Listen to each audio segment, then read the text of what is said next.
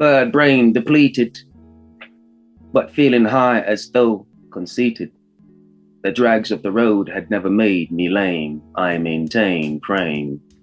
Melancholy make my steps slippery as the crying steers.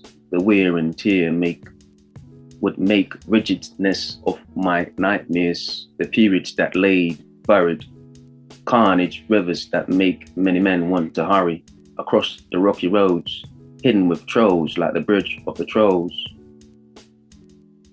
Hidden with tolls like the bridge of the trolls, rolling as the toad, hoping for greenery, begging for nerves to camouflage. The entourage is attention I could not afford, so I wear the invisible cloak, working behind the scenes like the witch doctor, seeing strange in my peripherals.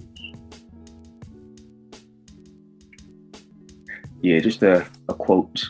That was tight. That was tight, bro. I got that. You had a couple metaphors in there, a little double entendres. That was dope, bro. How long you been writing poetry? Oh, thanks, man. Yeah, I really wanted to find something that just fits the theme of where we might end up exploring today, Yeah. Story.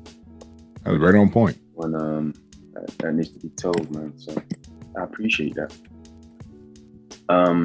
But without further ado, I just reading about you. You struck me as somebody that's really figured things out for yourself, and I commend you for that alone. But also, the path is not easy, and I would say many don't even seek it, much less accomplish when they do. So, could you share with us the choose yourself philosophy and what that is about for you? Yeah, of course, man. Choose yourself. Don't lose yourself. It comes down to 4 overlaying topics. You got the message, mindset, movement, mission. The message is choose yourself to be chosen. How you treat yourself is the standard you set for how others will treat you. How you treat yourself in solitude becomes the mirror and the boundaries that you allow others to treat you, because you literally attract your belief system, and your belief system is generated by what you do for yourself when you by yourself. That's choose yourself to be chosen. Also the title of my book. Choose yourself mission. The mindset is your real relationship between your mind and your subconscious, between your mind and your heart, between your intention and your emotion, but also the trilogy of your creator. That's the mindset. Between your conscious, subconscious, and your creator, what is that relationship like? And how does your external world and environment reflect how you claim to believe every time you pray? So you have the message, choose yourself to be chosen. Mindset, the relationship between you, and your creator. The movement is the choose yourself community. It's the CYC. We meet every Tuesday. It's accountability and authenticity for developing your personal brand through your story and then finding a way to overflow into your people. Now, we do workshops about 6 times a year. We do a retreat every year. We do weekly meetings on Zoom. And with this ecosystem, by embracing your story through my book and my podcast, by tapping in every week with other self-choosers, by investing in yourself and meeting us in person in these workshops, and then really expanding by leaving the country and going to the retreat, this is a sequential level up process to going from neglect, victimhood, blaming, complaining into ascension, accountability, acceptance, authenticity. It's a transition that I went through. I went through for about 2 years. And upon reflection and research and gratitude and growth, I was able to identify 6 pillars in this 2-year transition after I lost my identity, health, time, relationships, money, lost it all, freedom, time, lost all that. And I finally got triggered to choose myself, which is the first pillar of the choose yourself process. So the philosophy is the 4 M's. Yeah. Message, mindset, movement, mission. The process is 5 pillars, and that's what we use between every transition. So there's 2 components to it, and this is what I continue to create and curate conversations and experiences about. It all falls under this umbrella and the importance of creating these stories and finding the relatability and similarities is it proves this is universal law from the smallest atom to the biggest dinosaur to Jesus, Allah, Muhammad, to Epictetus, Aurelius. Everybody who ever had a type of awareness goes through this transition. And it forces accountability and awareness, which allows us to release ourselves from the suffering of falling short of expectations or thinking other people were going to do something when they did it. It ain't your responsibility to do that. Our responsibility is to give meaning to it. You want to blame, complain, play the victim? Choose yourself. The moment you want to judge somebody, choose yourself, judge yourself right away. You flip it like that, all of a sudden you get your power back. Amazing, man. Amazing. And with that makes you an architect in my book. So a culture builder, and that means your foundations have got to be solid, which makes sense why truth is so important to you, as you've alluded to while I was reading about you, your bio. The space you're in and the person you've become. What does it mean to you to transition to this person, especially in this here and now, knowing that, you know what, this person like is potential even now, and you're only going to get better as time goes on?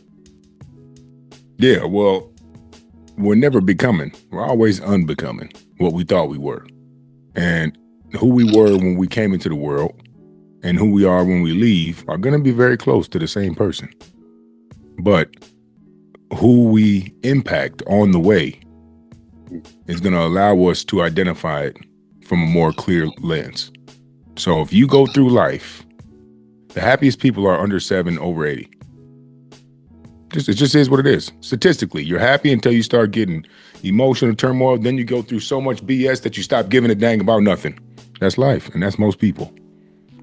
Those two should be from a similar paradigm, except the younger inner child is from hopes and dreams and an unknowing of the possible failures and fears.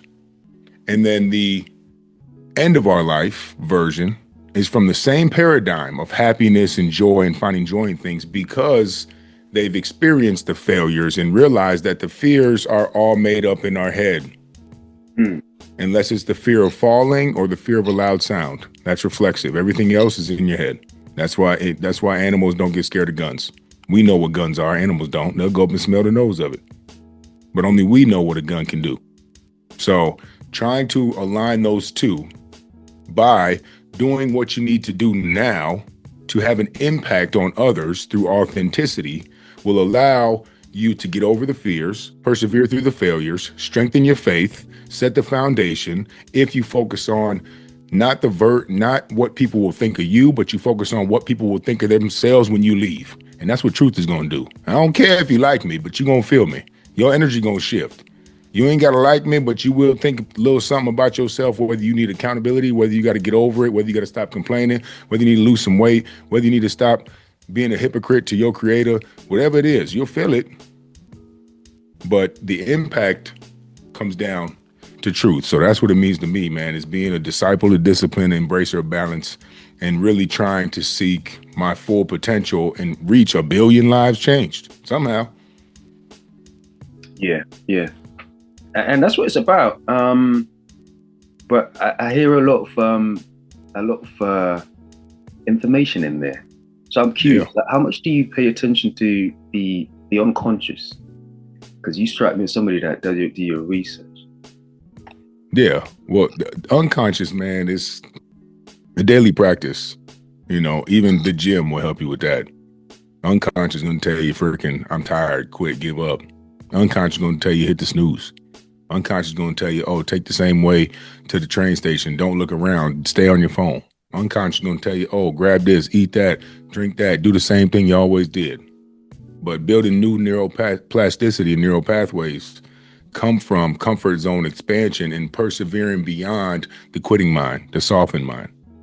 And so the unconscious is already instilled in our upbringing. That's what they want us to conform to. the societal norm. That's what education does. That's what the medical sick care does. That's what big business does. That's what corporates do. That's what America does. Okay, they want you to conform to dependency, trade your time for a certain amount of money, but get capped at it. And they don't want you healthy. They don't want you dead. They want you somewhere in between. So make sure you're full of fear and you're divided and you have these racist and political views, and then also trade all your time for money so you can be old as hell and sick and not be able to enjoy it when you're older. Majority, okay? All I'm saying. Choosing yourself is breaking free of that. So the matrix is not external. It's in the mind. The matrix is a mindset. And so once you become aware of that, you can still play in the matrix, man. I still go out and celebrate, stay out late, freaking go have a drink. I'll still smoke a weed, go to the festival. I'll still microdose and go kick it in the ocean. I still do that 20% of the time. You can dabble, just don't depend. And what you experience in those moments of stimulation, that expansion, that elevation of emotional state, that ability to drop down your guard on your prefrontal cortex, to deactivate it and be happy because you're not focused on low frequency stuff. A lot of people need liquor and weed for that, or sugar or caffeine. They need something to kind of get them in the mood. Once you see that ability that was created by the assistance of a substance, then you take that experience and you do it without it. So it's just a cheat code to experience a new level of life. So that's why I talk about the balance of 80-20. So that's, you know, the conscious, unconscious is our programming from the past. And we were created to do something that ain't been done before. It's amazing. I mean, the only reason why I ask is, of course, you know, one of the main pillars that you have is mindset. And I can hear the fact that you've been so consciously reprogramming yourself, or like reconditioning yourself to the way that you think is important for you or is necessary to get the best out of yourself. And you know, it's not an easy feat, because I think a lot of people think about things like that and just the thought of it give them a headache. So sometimes, you know, somebody like yourself to actually lead the way or give them guidance, or even just to know that there's people like yourself out there that they could look to or look for. It's a big thing, man. It's a big thing. Thank you.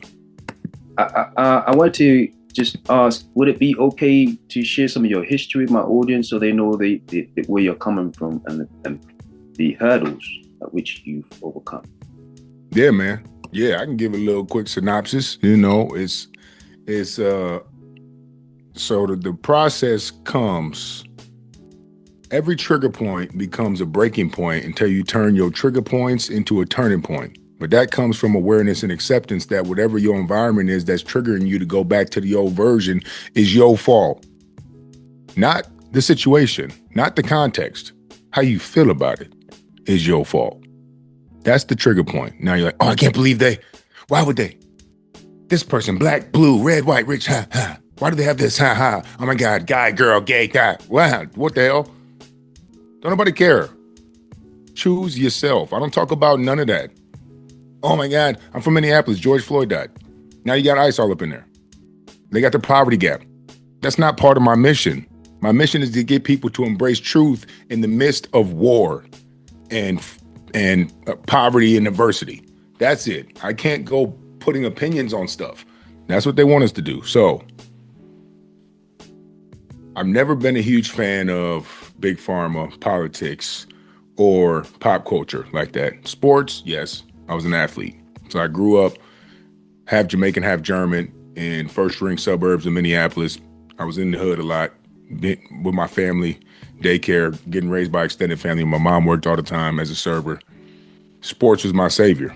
Sports, I played sports year round. Football, basketball, baseball, track, god dang, hockey, soccer. I played it all, right? Not all. I ain't wrestle. I ain't like the outfits in wrestling. I decided not to be wrestled around them and dang, but I did practice with the wrestlers before and I threw up. So respect to the wrestlers for sure. But football was my main sport. You know, and when I was 10, my little brother was born with short gut syndrome and cancer. When I was 16, he died. On that day, I pulled the plug myself, left the hospital, went into a van and played basketball. That became my mask.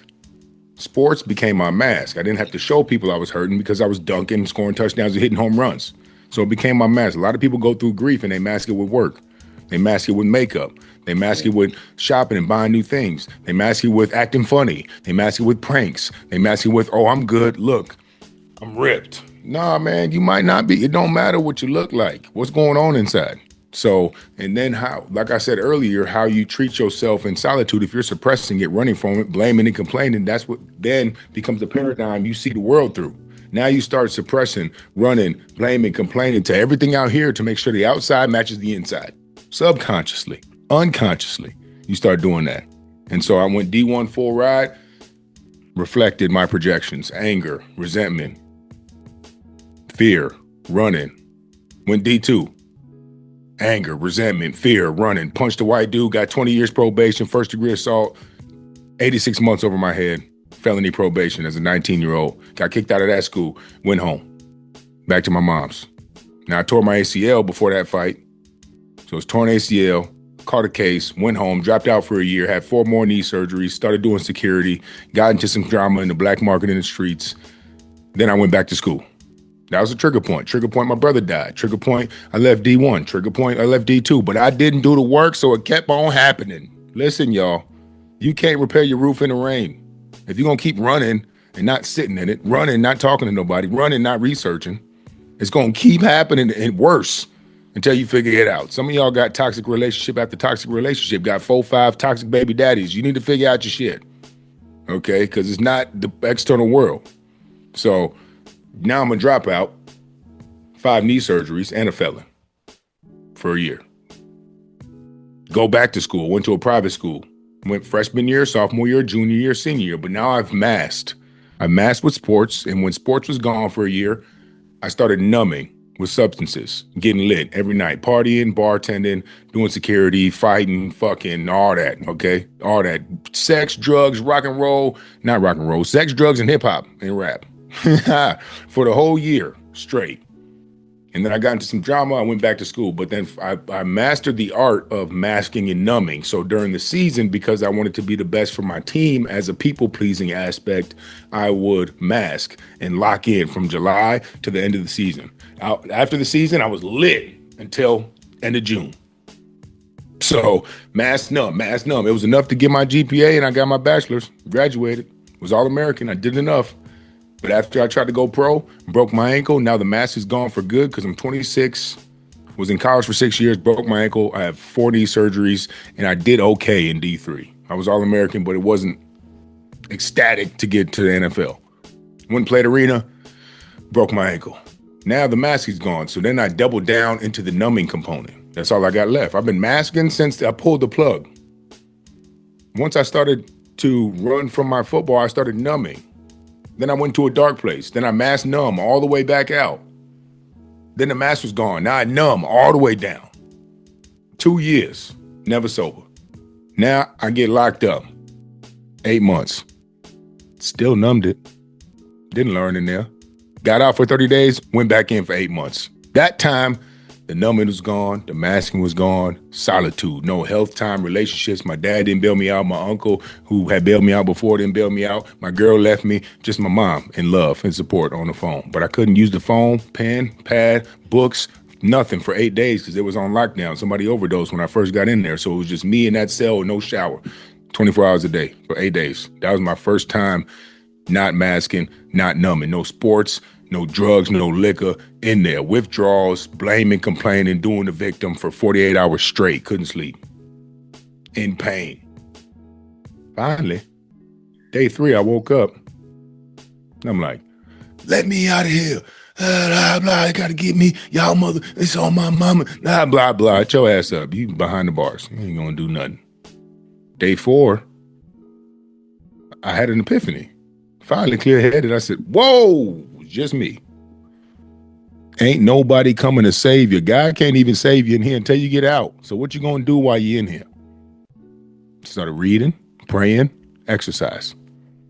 Focus on those things. I started reading The Secret. I read some T.D. Jakes books. I read some books about money. I read some books about faith. I wasn't specific. I just went into a bunch of areas that were in personal development, and then my mind started to change. And then in that next 2 years was the Choose Yourself process was born. And so after I started, if I could jump in right there, yeah. What you said about that part. Let's focus in right there. It sounds to me like something happened to you right there, why you decided, okay, even if you decide to try something new or something's got to change, but give us a bit more detail on that, because it sounds to me like the only way was up from there, and you made a decision. Yeah, I mean, I talk about this a little more when I do my speeches, but I think it's a condensed version of the transformation and transition we go through whenever we go through something that's low frequency: guilt, shame, pain, grief, solitude, depression. Whenever we go through those. And just to add as well, you're a sportsman, so that means you leave sports. That's a massive part of your life. So there's a process of reinvention along the way as well, and that's I would imagine that's a culmination, or it's accumulation of on top of what you're going through in that space right there. So that's a big thing. That's why I say that. Yeah, identity, and that was it. I didn't really focus on school. I didn't really focus on much because I knew I was going to the NFL. But that dream itself was the mask. Ever since I pulled the plug. Yep, going to the NFL for my brother. Once I did that, I was never doubted it. Even when I went D3, 5 knee surgery, I'm like, I'm gonna make it. I'm still gonna make it. Never doubted it. Not one time was it like, oh my God, it's over. If I was still playing, I was going. But that backfired as much as it helped me persevere. The pendulum swing. It always happens like that. And that's why I teach athletes to find their identity behind the jersey. So when you got that 8 days, first day was withdrawals. Now you think about when you're grieving, when you're pain, when somebody dies you love, first day is the worst. Gone, empty, grieving, withdrawals, shaking, can't eat, can't sleep, can't think, can't even believe in yourself or God, can't do nothing. But I was going through withdrawals from substances. But it's a similar transition because chemicals released from love and grief are substances. That's why a lot of people can create their own anxiety in their head because they're addicted to the chemicals that are released in the nervous system. My mom does it all the time. That's her natural state. Second day was anger. How could you, man?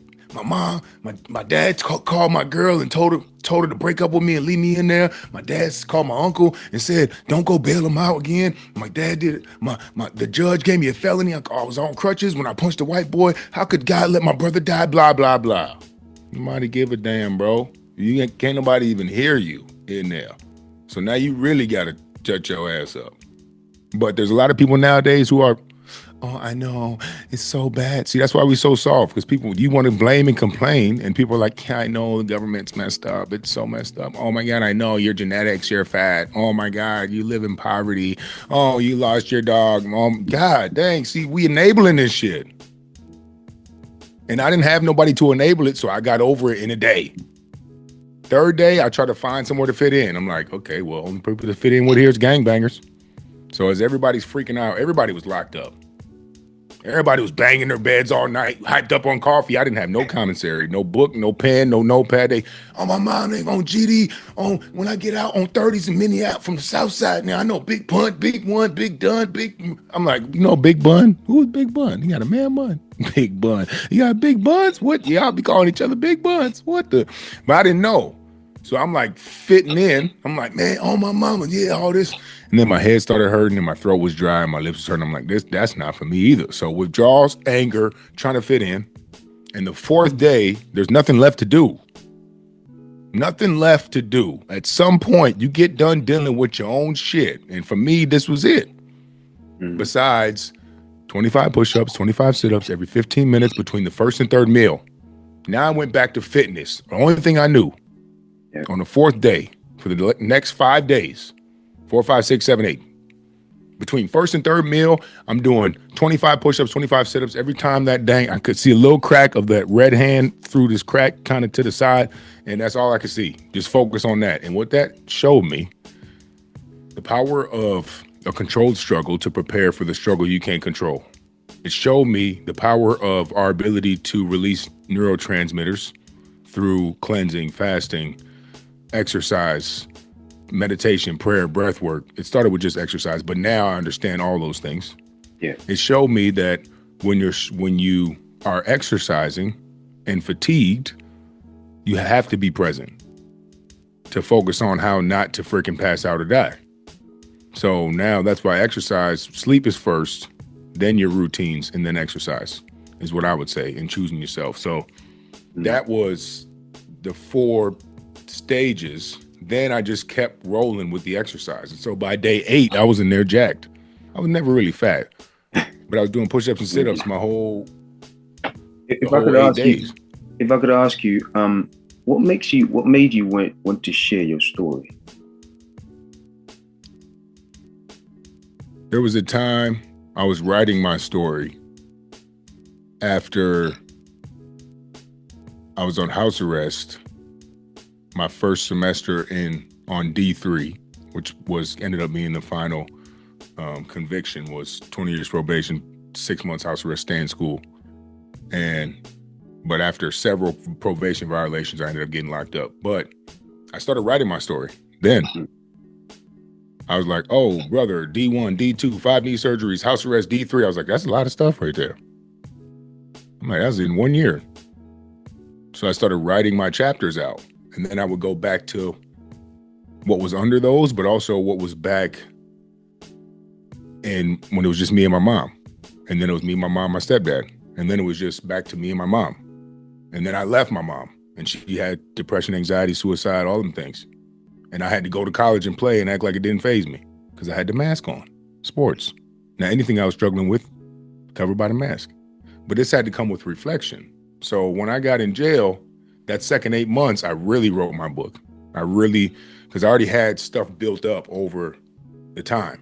But that had been 2010 when I was on house arrest, when I first started writing the chapters. And then 2017, when I was in jail, that was 7 years. So I had the first 7 years of my life and then didn't really mess with it because I was out here tricking off. And then when I came back to it, it was in notes in my phone. When I came back to it, I had a new outlook on life. And so reading David Goggins' book and his style and his authenticity and vulnerability, and me not seeing him as any softer, I saw him as stronger. I was like, yep, I'm doing it. Now I'm doing it. And so last year on Christmas, I sat down for 12 hours with my co-writer, Christmas Eve and Christmas, 24 hours, and wrote my book. That's amazing, man. That's amazing. And before this conversation is finished, I don't think how much time, but before this conversation is finished, what is the one thing you would like my audience, or just people listening that would hear this, to take with them? What would you like them to take from this conversation? Well, since we on Mad Poet, hey, we all have good and bad inside. Absolutely. Light, dark, life, death, God, devil. They both reside inside as long as you're alive. But you get 2 choices when it comes to your relationship with both. You can be a deal maker or a deal breaker. Which one are you going to choose? But understand, if you make a deal with the devil won't show up as the devil because you won't make the deal. It might show up as sugar, liquor, nicotine, porn, weed, pills. It might show up as the urge to cheat on yourself or your spouse or a daily cheat meal. It might show up as a snooze button. Now watch your dreams get killed, because if you stay in your bed, your dreams stay in your head, choosing your feelings instead of what you said last night when that alarm was set. He can see you. Ain't nobody coming to save you, not even your savior, until you align your behavior with the things you pray for. And I'm starting to see a lot of overweight Christians nowadays. What happened to that book? What happened to that verse in your Bible? Isn't the body a temple? Isn't the kingdom within? Well, you can't go without going within. So next time you have a little hesitancy in your faith, because I can see your faith showing in your physique, and I can see your sin showing in your skin. Mind growing and skin glowing. So If you're looking to invest into new direction and not self-neglection, okay? If you're looking to avoid self-sabotage and self-destruction and start following through on the instructions that you constructed, you can tap in with the CYC. That's the Choose Yourself community every Tuesday at 10 a.m. EST to GYM, and that's grow your mind so you can wake up on time and let's get it. Amazing, man. Amazing. Hey, I commend you, man. It's not easy to, lead yourself, lead other people, or just to be different, because you're working against a resistance when you go down a road like this. So, Thank you. You too, bro. For sure. You doing the work too, man. Conversations are everything. That's part of our creation. It's conversation, communication. It's everything to me, man. But I just see a lot of things, and for me personally, it's just the importance of giving back. Just is how, as last couple of years, the past few years or whatnot, since I've been in a space where I'm a creator and stuff, has been so much more important to me. So I'm always curious or want to find out, what's the reason behind why people want to give back, because we all have different perspective on things, and so that's why I was curious about, yours sort of thing, because I know you're true to what you're doing. So I appreciate that, man. Yeah, man, for sure. I mean, we don't give back. You don't actually, you give to yourself. You naturally give back that way because we're created to do so, but we got to find that power within, for sure. Absolutely. Absolutely. Hakeem, it's been fun, man. It's been fun. Yes, sir. I'll definitely keep in touch for sure. Keep you posted when this is gonna go out into the ethos, so to speak. But I appreciate you sharing your story on this channel, man, because I believe in what you're doing, man. So keep being you and keep going, man. Keep doing the work. Hey, thank you, my brother. I appreciate it, man. Keep choosing yourself and keep bringing that light and conversation to the people, because we grow our mind and we owe our mind to get to know our mind. It'll blow your mind. Sound like you're alive with a preacher or some wordsmith yourself, man. That's why I submitted on this. I'm like, yo, come on with it. Sure. Hey, this is great, man. But yeah, I'll be in touch. Thanks so much. All right, bro. Stay here, bro.